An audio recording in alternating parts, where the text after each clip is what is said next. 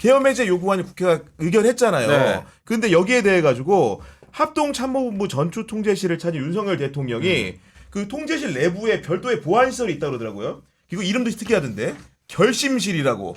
결심실에서 김용현 전 국방부 장관과 그 다음에 박안수 계엄사령관과 회의를 했다는 거 아닙니까 지금. 네. 그게 아까 말씀드린 것처럼 국회에서 1시에 의결했음에도 불구하고 국무회의를 열지 않고 네. 2차 계엄이라든가 또 그러니까, 거부권을 네. 행사하고 공수부대를 지방에 있는 공수부대까지 어떻게 동원할 것인가 이런 것들을 모의했을 것이다라고 짐작을 하는 거예요.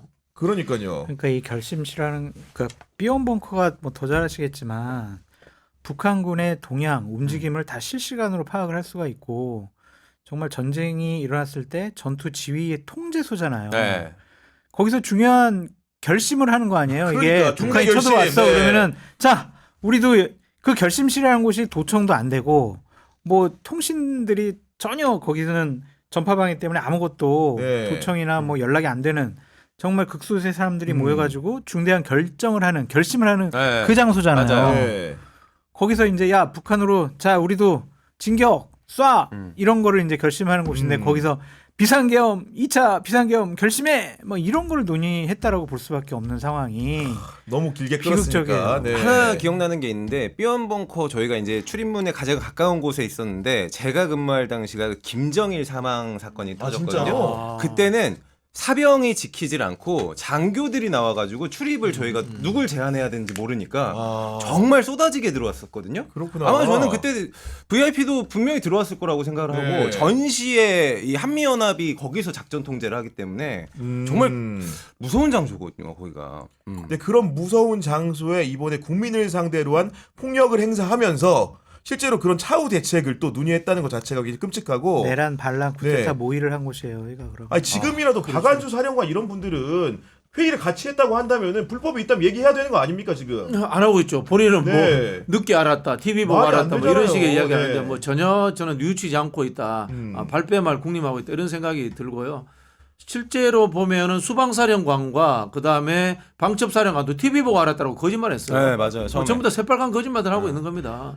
곽종근 특정사령관이 다 지금 이제 자백을 하는 바람에 모든 것이 이제 들통나는 맞아요. 상황이 네. 됐는데요. 빨리 이 사람들 구속시켜야 됩니다. 신변 확보부터 해야 되고요. 그리고 그날 현장에 있던 사람으로서 저는 그 조지호 경찰청장하고 서울청장 네. 빨리 이 사람들도 신변 확보해야 됩니다. 어. 그 당시에 구속됐잖아요. 아닌가? 오늘 긴급 체포했어요. 긴급 네, 체포했는데요. 이 국회 본청 외곽에서는 계엄군들보다 경찰이 더 격렬하게 국회의원들을 막았어요. 경력이. 이준석 대표 그도 막았고 내가 네. 오늘 확인해 보니까 박범계 의원도 거기에서 막혔고 안철수 의원도 경찰들한테 막혔어요. 이 경찰 경비단을 출동시키면서 경찰 경비단에게 강력한 지시를 내린 사람이 누군지 그리고 그 경찰 경비단의 상위 간부까지도 지금 네. 빨리 신변 확보를 해야 됩니다. 그러니까 이제 웃긴 상황이었어요. 그러니까, 네. 국회 경비단이라면요. 국회를 지켜야지. 국회와 국회의원들을 지키는 그러니까. 사람들이거든요. 네. 국회의원들이 국회에 들어가는데 경비단이 막아. 황당한 일이 벌어진 거죠. 그러니까 이런 사람들은 정말 처벌해야 돼요. 그러니까 서울청장이 뭐 지시를 내렸다는 얘기가 있는데 또 서울청장이 윤석열 대통령 뭐 되게 아끼는 사람이다 뭐 이런 오랫동안 얘기도 근무연도 있고 있더라고요. 그렇다는 거죠. 네. 와 이건 정말 국가의 시스템이 무너지는 그러니까요. 것들이 이번에 많이 보여졌는데 하여튼 국회 경비단장이라든지 방첩사령관이라든지 이 네. 사람들은 핵심 실무자로서 대단히 나쁜 짓을 했다. 그렇게 아니, 보여져요. 그리고- 만약 경비단이 제대로 일을 해가지고 담까지 다 둘러쌌다고 생각을 해봐. 그래서 못 들어갔다고 생각을 해봐. 지금 우리 여윤영 방첩사령관이 합동수사본부장이 돼가지고 우리가 계속 이걸 보고 있었을 수밖에 없는 상황이잖아요. 그러니까요. 네. 그러니까 이 실무자들이 정말 나쁜 사람들이에요. 아니 그리고 여인현정 방첩사령관 제가 사진만 봐서 정확하게 모르겠는데 얼굴이 웃는 낯이 약간. 웃어? 아니 그러니까 그게 꼭 그분이 뭐 이렇게 웃고 계속 웃었다는 얘기가 아니고 네. 사진 찍힌 사진들을 보면 약간 좀 이분이 반성을 하는지 아닌지를 약간 모르겠는 느낌이 들어요. 확신범이에요. 예. 이상민 장관 봐요. 행안부 장관. 그동안 즐거웠다 그래요. 행복했대요. 즐거웠대요? 행복했다고. 행복했대. 진짜에서 모든 순간이 행복했다 그랬지. 정말? 네. 네. 아니 정신병자들이네. 이게 생각을 해보면요. 계엄이 아니고 애초에 쿠데타를 군사 반란을 준비했던 거야. 애초에. 나 재밌는 게 김용현 장관이 즐겨 읽는 책이 히틀러의 나의 투쟁이래. 맞아요. 진짜요? 네. 히틀러의 진짜? 나의 네, 투쟁을 언론에 즐겨 나왔습니다. 읽었대. 예. 그 다음에 방첩사령관이 그 방첩사에다가 액자를 전두환 액자 걸 때부터 난 전두환처럼 되고 싶어 이런 이야기 생각을 한 거잖아요. 쉽게 말하면 이런 거야. 우리 남이 장군, 임경엽 장군 그 무속으로 모시듯이 네. 이거 전두환 사진 붙여놓고 난 전두환 같은 군인이 될 거야. 전두환이 길을 받고 싶어 이런 느낌 주는 거예요. 야, 굳이 따지면 히틀러, 전두환, 윤석열인 거네. 너무 무섭잖아요. 야, 정말 끔찍한 거 아닙니까 이게? 근데 이게 21세기에. 소장님 큰일 날 저는 뻔했어요. 초반에는 뭐 대통령이 절박하면서 일어난 해프닝이다 이렇게 좀 얘기가 나왔었는데 지금 보니까 TV를 보고 안 게 아니라 사전 모의가 있었던 거잖아요. 다 그렇게 근데 뭐 정황적인 증거들. 지금 이렇게 진실이 밝혀지는 거는 균열이 같다는 건데 어디서부터 시작이라고 생각하세요? 왜냐면요 이게 내란죄면은 정말 처벌 강도가 세잖아요. 아주 사형 세죠. 혹은 네. 무기징역. 그러니까 이제 내가 감옥 가서 못 나올 수 있다. 그런 위기감 생각이 드니까 조금이라도 나의 형량을 줄이기 위해서라도 저는요 진짜 시켜서 했어요. 라고 손가락질 할 수밖에 없는 상황이 나올 거예요. 그래서 김용현도 자기가 다 뒤집어 쓰려고 했지만 네. 많은 부하들이 김용현이 무슨 지시를 내렸는지 어떻게 왜 지시를 내렸는지 또 무슨 얘기를 했는지 윤석열 대통령으로부터 무슨 지시를 받았는지 네. 다 나오게 되어 있거든요. 맞아요. 네. 그러니까 이 사람들이 다 처벌을 피하기 위해서 지금 양심 고백도 하고 울고 증언을 하는 것처럼 보이지만 솔직히 성공했다고 봐요. 이 사람들이 대단한 대한민국의 권력이 돼버리는 거지. 입법사법 행정을 완전히 장악을 해가지고 네. 그냥 군사 정권을 만드는 거예요. 맞아요. 네. 윤석열 너무 장군님 무섭다. 만세. 그러니까 10년, 20년 군대도 안 지배해야 갔다 온 사람이 됩니다. 장군이야 이거. 뭐 이렇게 네. 만세 부르고 네. 저기 장성철, 박진영은 잡아다가 그래도 쪼물하게 드린데 잡아야 됩니까 말아야 됩니까 이런 이야기 하고 있을지도 몰라요. 처단. 처단. 아, 제가 보태서 우리 같은 말씀드리면 쪼물하기까지 뭐. 내란죄상으로 수계 같은 경우에는 사형이나 무기징역, 무기금고 셋 중에 하나인 거고 그다음에 주요 임무 종사자 김용현 같은 사람은 5년 이상이에요. 근데 여기서 중요 임무 종사자가 아니고 네. 단순 가담이 되면 5년 밑이야. 이하예요? 그러니까 사실은 어떻게 보면 특전사령관 같은 사람들이 적극적으로 진술할 수밖에 없는 게 중요 임무 종사자냐 아니냐의 경계선에 있는 거예요 지금. 그리고 그 사람들은 본인이 군형법에 적용받아요. 아 군형법을 또 그 사람들은 받는구나. 그냥 예. 내란이 아니라 군사 반란에 그렇구나. 해당합니다. 더 더 세고 더 있구나. 세요. 예. 야, 아무튼간에 뭐 그런 상황인데 지금 우리 국무회의 당일도 굉장히 궁금하거든요. 왜냐면은 여하간 윤석열 대통령을 말리지 못한 책임은 우리 각부를 통할하는 장관들한테도 있는 거 아니겠습니까 지금? 제일 먼저 국무총리가 그렇죠, 문제가 네. 있다고 봐야죠. 그러니까 그 자리에서 자꾸 이렇게 하시면 나 진짜 국무총리나 그만두고 바로 지금 나가서 내가 기자회견 하겠다. 그러면서 말렸어야 되는 거 아니에요? 최상모 뭐 부총리. 네. 부총리가 자기는 반대하면서 그 자리를 뛰쳐나갔다라고 하는데 맞아요. 네. 다른 보도를 보면은 윤석열 대통령이 야 니들 반대? 야 난 할 거야. 그러면서 먼저 뛰쳐나갔다라는 거예요. 회의장을 나갔다 먼저 나갔다는 얘기가 먼저 있었네. 나갔대 먼저. 그러니까 지금 거기 있는 참모들 또 장관들 국무위원들 비서실장 이런 사람들이 국가는 생각하지 않고 윤석열 대통령이 그 자리에서 화내고 네. 막 여러 가지 인상 쓰고 하니까 그게 무서워가지고 이 어마어마한 일을 못 막은 거예요.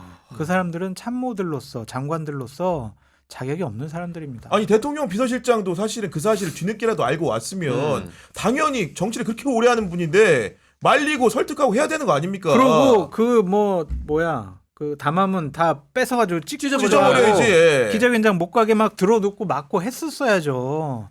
비켜! 그런다고 그런 비켜. 간이 원래 없는 사람이에요. 기회주의적으로 정치하시는 분이고 네. 육모방망이도 없고 현장에 그런 행동을 안 하시는 분이에요. 옛날 그 정치인들 동교동 상도동 했던 분들 네. 말씀드리면요. 그렇지. 당 대표가 방망이 치잖아요. 당 대표 방망이 뺐지. 뺏어가지고 부러뜨려 버렸어요. 기백이 있지, 기백이. 예. 옛날에 서청원 의원 이런 사람들 그렇게 하던 사람들인데 이 사람들은 기회주의적으로 정치 배워서 그리고 사실 뭐 이 민주화 운동이라든가 군사 전공과의 싸움에서의 격변기를 겪지 않았기 때문에 그럴 네. 의기가 없어요. 하긴 정진석 비서실장은 태생이 그런 거는 못하는 사람이라고 보여져요. 왜냐하면 한국일보 기자 출신이잖아요. 네. 대단히 또 아버님도 유력한 정치를 하셨고 그러니까 그렇게 막 적극적으로 정의로운 그러한 정치를 하지는 않은 것 같아요. 네. 어쨌든 간에 국무위원들이 11명이나 왔는데 반대했다고 자기 PR은 하는데 실제로 막지는 못했고 그렇죠. 그럼 사후에라도 뭔가 강력한 의사표시와 함께 얘기를 쓰지 나와서라도. 경고를 했어야지 나중에라도. 근데 그런 것도 없다가 지금 다 죽을 때 되니까 이러저러하게 보도 내는 겁니다. 지금 네. 자기는 안 그랬다고. 저는 네. 총리와 행안부 장관은 이미 뭐 구속되는 상황이니까 법무부 장관까지는 구속될 것 같아요. 특히 이제 총리는 대통령 밑에 이제 부서하는 그게 있어요. 대통령이 사인하면은 총리가 밑에 집행을 부서라기 하는데 때문에. 그런 부분이 있기 때문에 아마 음. 총리는 제 생각에 법적으로 처벌받지 않겠나 네. 그런 생각이 들고 법무부 장관은 제 느낌입니다. 네, 느낌. 사전 모의를 통해서 다 알지 않았을까라는 생각이 듭니다. 법무부 장관이 네. 그러니까 물론 그런 부분들은 수사를 통해서 밝힐 부분이지만 여하간 개엄 후에 뭐 궁정동 안가에서 접촉을 가졌다는 보도는 이미 네, 나오지 않았습니까? 맞습니다. 그렇기 때문에 법무부 장관이 과연 지금 자리를 지키는 게 적절하느냐는 얘기도 있는 것이고 왜냐하면 법무부가 어쨌든 간에 관리 감독을 검찰청을 하기 때문에 그렇죠. 이런 부분 적절성 문제를 묻고 있는 거 아니겠습니까? 그래서 지금 민주당이 네. 이제 법무부 장관을 탄핵안을 올린 이유도 검찰 수사의 공정성을 기하기 네. 위해서 탄핵을 하지 않나 그런 생각이 듭니다. 근데 이번 기회에 보니까 참 우리나라 군인들이 그 계급장을 다이소에서 샀나 그런 생각이 좀 드는 거예요. 아니, 다이소에서, 너무 예. 가벼워. 그렇지 않아요? 너무 막 싸. 이렇게 보면 그 저는 뭐 양심 고백을 하고 네. 폭로하는 거 좀 괜찮다고 생각이 들지만 네. 그것도 형식과 방법과 시점이 중요하다고 생각이 드는데 개인 유튜브 나가서 막 그렇게 하는 거 그리고 막 그 자리에서 막 울고 막 박완수 참모총장 같은 경우에는 막 몰랐는데요. TV 보고 알았는데 저 책임 회피하는 모습 보이잖아요. 회의를 같이 했다는데 전쟁이 일어나면 저 사람들의 말 한마디와 명령에 의해서 네. 대한민국 국민의 생명 그렇죠. 안전이 왔다 갔다 해요. 네. 그런데 저렇게 좀 비겁하고 불안하고 강단이 없는 모습을 보이는 저 사람들에게 네. 우리의 생명과 안전을 맡겼다고 생각을 하니까 끔찍하더라고요. 아니 국회 출석 도중에 중간에 쉬는 휴게 시간인 것 같긴 한데 그 게임하는 분은 뭐 공군 아니 진짜 무슨 뭐 재정사인 거예요 게임을 해? 그 중요한 회의에 와가지고 아니 그 정해 중이라서 네. 그 국회에서 한 15시간 이상 의원들한테 막 혼나면은 정신이 혼미해지고 그 자리에 계속 한번 앉아 있어 봐요. 힘들긴 네. 힘드는데 뭐 그럴 수 있겠다고 생각하면서도 아무리 정해 중이라도 거기는 공식적인 회의 장소고 그렇죠. 네. 기자분들이 왔다 갔다 하고 보좌진들 다 보잖아요. 그러면 군인으로서 자세를 채통을 지켜야지. 지켰어야 되는 것이 맞는 것이 네. 아니냐. 한편으로 이해도 되면서도 좀 그 엄중한 시기 꼭 그랬어야 되느냐 그런 생각도 들어요. 어쨌든 간에 이제 국민들의 가장 큰 관심은 윤석열 대통령이 신병을 어느 기관이 먼저 확보해서 어떻게 처벌하느냐에 모여 있는데 그렇죠. 지금 언론 전망을 보더라도 이르면 다음 주 중에는 최소한 소환은 된다 이런 관측을 하고 있거든요. 소환 응하지 않을 거잖아요. 네. 그러면은 응하지 않는 소환을 실제로 물리력을 가지고 집행할 수 있는 기관은 경찰밖에 없어요. 경찰밖에. 그래서 제가 자꾸 경찰이 빨리 현행범으로 체포해야 된다 이 말씀을 드리고 있는 겁니다. 네. 실질적으로 소환 불응할 경우에 네. 그 물리력을 행사할 수 있는 집단이 경찰이기 경찰밖에 때문에 없죠. 그런 그래서 측면에서 뭐 세계 네. 기관이 같이 가든죠. 영장을 갖고. 뭐. 그런데 지금 경쟁이 붙었기 때문에 네. 검찰, 경찰, 그다음에 공수처 이 세 군데 중에 하나는 14일 탄핵 표결 전에 체포 시도라도 한번 하지 않을까. 체포 저도 시도 저도 그렇게 봐요. 네. 네. 그렇게 먼저 선수를 치고 나가려고 하지 근데 않을까. 검찰은 내란죄를 수사할 수 있는 권한이 이게 본질적으로 없잖아요. 오늘 그 김용현을 어제 네. 이제 구속영장을 구속하면서, 발부한 네. 그 판사는 네. 할 수 있어라고 맞아요. 했는데 검찰청법에 의거할 수 있다. 예. 근데 법원행정처장은 내란죄는 경찰이 해야 돼요라고 얘기했거든요. 네. 그러니까 이 부분은 대법원장이 좀 결정을 해줬으면 좋겠어요. 가름을 타다가 정확하게 네. 자 이거 경찰이 할 수 있어, 검찰이 할 수 있어, 두 군데 다 할 수 있어, 아니야 네. 검찰 못해 이렇게 해야지. 나중에 내란죄로 먼저 윤석열 대통령 체포하고 기소하려고 네. 했는데 안 되는데 너희들은 권한이 없는데 맞아.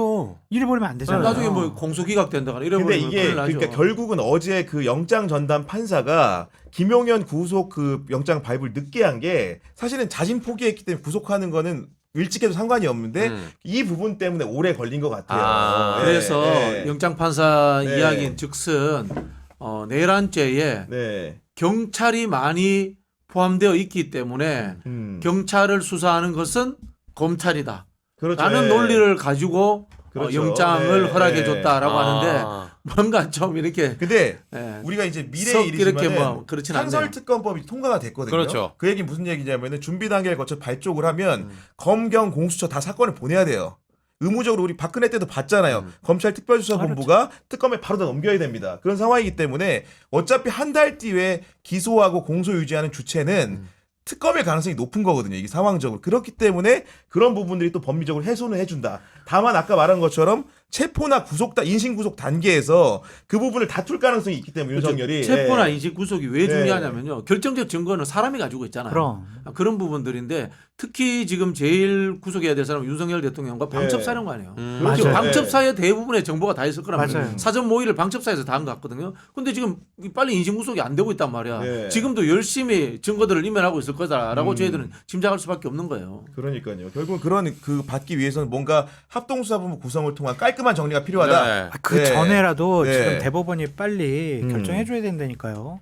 이 부분에 대해서는 네. 그래야 이제 검찰이 그럼 우리는 내란죄는 수사 안 할게. 뭐 국수본이나 공수처에서 해. 이렇게 결정을 할 수가 있잖아요. 그래서 빨리 지금 대법원장이 결정해 주셔야 돼요. 저는 너무나도 이해를 못하는 게 국수본은 누구의 명령을 지금 받고 있는 거예요? 그러면은 명령을 안 받죠. 네. 자체적으로? 자체적으로 안 그럼 받죠. 경찰청장한테도 보고를 안 네, 해요. 원래 독립기구기도 하니까 네. 원래 수사기관이라서 예. 와. 그런 상황인 겁니다.